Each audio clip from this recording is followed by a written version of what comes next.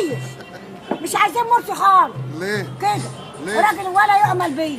ده بتاع ربنا. لا ما ربنا مين؟ ويعرف ربنا هو. بيصلي الفجر حاضر هو يعني. ولا المرشد يعرف ربنا؟ يعني احنا عايزين شقه واحد مين اللي فجر موت يعني. مين اللي موت السادات؟ الاخوان. مين اللي موت بتاع بورسعيد؟ الاخوان.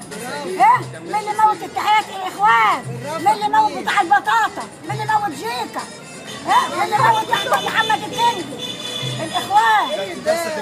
بس هم نجحوا بالصندوق. لا مالين على ابو الصندوق ده اللي حطوا البتاع فيه بالتزوير. نجحوا بالتزوير. هرب من السوق. احنا قدام. هو قدام 4 سنين. هم قدام واحنا ورا. ما فيش ولا 4 سنين ولا 4 اشهر كمان. حقه ده الصندوق. مالناش دعوه. هنعمل انتخابات مبكره. طب هنجيب مين مكانه؟ مالناش دعوه. نعمل اي حاجه. انتخابات مبكره هنعملها. طب مين اللي هيخلي فيه انتخابات مبكره؟ الشعب. الشعب هيعمل. والرؤساء اللي تحت ايده هيعملوا. كل الناس قعدت وخافت. مش يكون هو ينفع بيقتل الساعه ويقتل الجرافات ثلاثه. كان عمي في عينه. ها؟ هو كانش بيقعد على كراسي. استنى لما قعد على الكرسي ده. طب والمرشد والناس دي والعريان ناس كويسه كلها. ابو المرشد ينعل ابو طول اسماعيل. عمرهم في المعتقلات يعني. اللي جايبه العريان ده وشعر فرقه زي النسوان. طول الوقت مالناش دعوه. حد من الاشكال دي. ما كانوا في المعتقلات. مالناش دعوه. احنا وراه. هو قدامه احنا وراه لما يمشي. يعني هو هيمشي امتى من الاخر؟ الشهر الجاي يوم 20 مش هياخد في الجو. مشروع النهضه يا حاجه شغاله اهو. لا البلد لا كويسه. ضمير. فين النهضه دي؟ الحاجه اللي غلاها. الحاجه اللي غلاها.